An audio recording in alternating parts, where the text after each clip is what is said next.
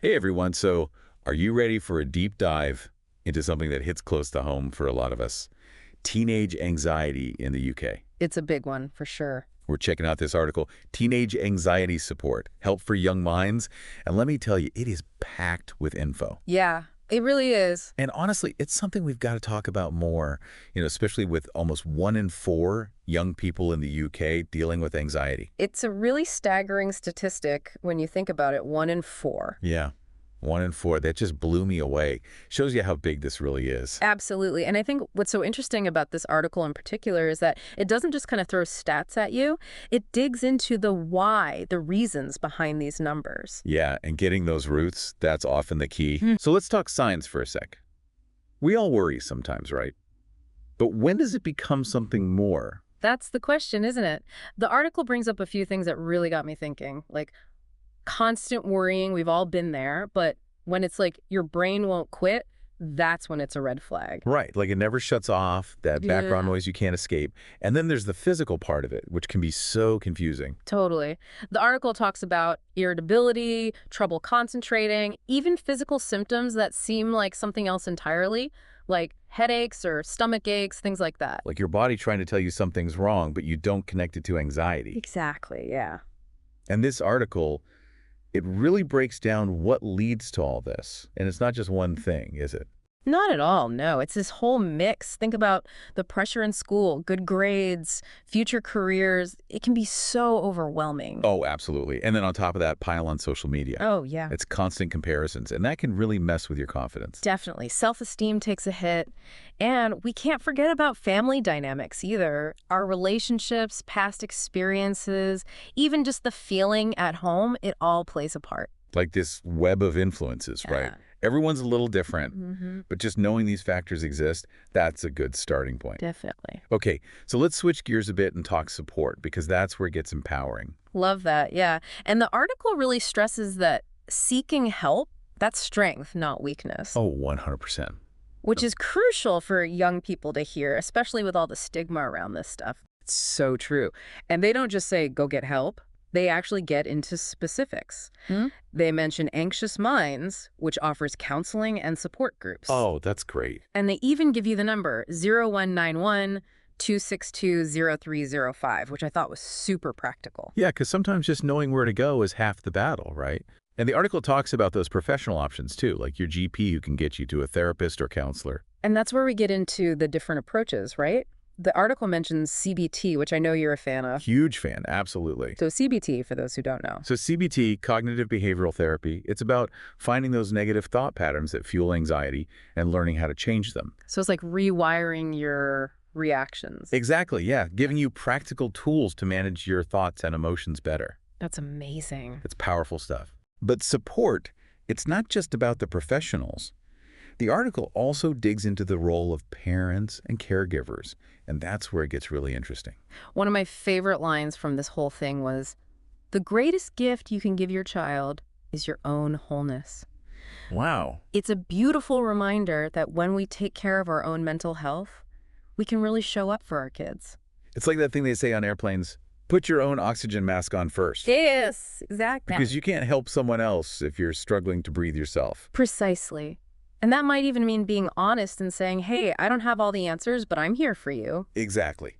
It's okay to admit you're still figuring things out, that you don't have to be perfect. We're all learning, always growing. And sometimes that means seeking support as a family, showing that vulnerability and strength, they go together. What really stood out to me was the emphasis on communication, creating that space where teens feel heard and understood, even when their fears might seem irrational or small. It's about being that safe space, that sounding board. It's not always about fixing it for them, but giving them room to open up and find what empowers them, which, speaking of, seems like a good transition to our next section. We've covered support, but what about those day-to-day tools teens can use for those moments when they're feeling overwhelmed? The in the trenches stuff, right? Exactly. Well, the article breaks it down into 2 main things: mindfulness, relaxation techniques, and then just having a healthy lifestyle. Makes sense, that mind-body connection. You got to think about both. So mindfulness, everyone talks about it, but what's it actually look like for a teenager with anxiety? The article talks a lot about deep breathing exercises. Okay. I know, it sounds almost too simple, right? Yeah. But there's a reason these techniques have stuck around. They work. Right. Think about it. Anxiety kicks in. Your body goes into fight or flight, racing heart, you're breathing fast. Deep breathe, it's like hitting the brakes on that. Calming everything down. Calms your nervous system right down. It's a reset button for your brain, your body, everything. Like telling yourself, it's okay, chill out. Exactly. And the best part is you can do it anywhere, anytime. Nobody even has to know. Love that. And while we're on simple but effective, the whole healthy lifestyle thing. Okay, so exercise, good food, enough sleep, that's the dream. But how do you actually make it happen? Especially for teenagers, they're juggling so much already. It's about small changes that add up, you know? The article quotes William James. He said, "The greatest weapon against stress is our ability to choose one thought over another." Ooh, I like that. Isn't that good? It's about mindset. And taking care of our physical health, that actually gives us more control over our thoughts and emotions. It's like setting yourself up for success. Exactly. And we got to talk about the digital age. There are apps for everything, anxiety included, but are those legit or just a quick fix? I think of them as another tool, you know? Right. And the article makes a good point. They've got pros and cons. On the one hand, you've got helplines like Childline, The Mix, free, confidential support. Which, for a teenager, that anonymity can be huge. Oh, totally. They might not be ready to have that face-to-face talk, Right. but with those helplines, they can still reach out. It gives them that safety. Exactly. Then you've got apps, Calm, Headspace, guided meditation, mindfulness exercises, all sorts of things to manage stress and anxiety. They can be great for daily coping, you know, learning new techniques, having that in your pocket whenever you need it. It's like your on-the-go kit for your mind. Sort of, yeah. But it's important to remember apps aren't the same as professional help if that's what's needed. Right. They're not replacing therapy. They can be a great addition, but sometimes you need that human connection, that guidance that's tailored for you. Absolutely. So it's about finding that balance. Which brings us to another kind of support that often gets overlooked. Peer support. There was this quote in the article. Someone said, "Peer support was a game changer for me." And it's true. There's something about connecting with people who really get it, who've been there. It's that feeling that you're not alone, you know, because anxiety, even with the best support system, it can feel isolating. But when you hear someone else say, "Me too," and it resonates. Realization. Yeah, it's huge. Like you get it, you understand. That can make a world of difference. But even with all these amazing tools, there's still a stigma around mental health. So how do we change that conversation? How do we make it okay to talk about anxiety openly? It's a big one to tackle, right? It's like going from don't talk about it to let's talk about it. It's a huge shift. And the article, they really drive home this point. Asking for help, that's not weakness, it's brave. It really is. It's taking charge of your own well-being, and that should be admired, not shamed, you know? It's like we need to make mental health normal to talk about, like as easy as mentioning a physical problem. Exactly, exactly. And that's where this whole resilience thing comes in. Okay. It's not just about handling anxiety, it's about building that inner strength so you can deal with whatever life throws your way. And that makes me think of, there was something else in the article about a growth mindset.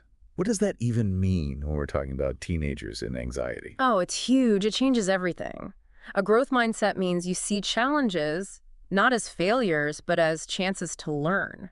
So when you face those fears, those anxieties, you believe you can handle them, even learn from them, and come out stronger. That's what it's all about. So not pretending the tough stuff isn't there, but changing how we react to it.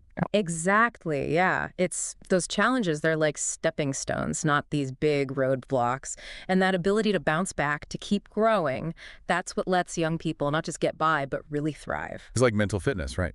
Getting stronger to face whatever comes up. It really is. And it takes time, it takes work, but it's so worth it. 100%. So we're wrapping up our deep dive here. What are some things you hope our listeners are really taking away from all this? The biggie for me, there's no one solution for supporting teenage anxiety. Right. Because it's complex, there are so many factors. It's about seeing those signs, getting help early, whether it's professional, family, those everyday tools we talked about. And knowing it's okay to ask for help. We're all in this together. That's it. Couldn't have said it better myself. Parents, caregivers, teachers, friends, family, we've all got a part to play in creating that support system, making things a little easier. That's what I loved about the article. It doesn't just lay out the problem, it gives you ways to tackle it. It makes you feel like you can actually do something. And that's what it's all about, right? Taking action. So think about everything we've talked about today and ask yourself, how can I help a young person in my life build that growth mindset, that resilience, that feeling of hope? Powerful stuff. It is. And even small actions, they make a difference. By supporting each other, talking openly, making it okay to talk about mental health, we can really make a difference for young people who are struggling. 100% agree. Every step counts. Yeah. Keep the conversation going, everybody. And thanks for joining us for this deep dive. Until next time, take care.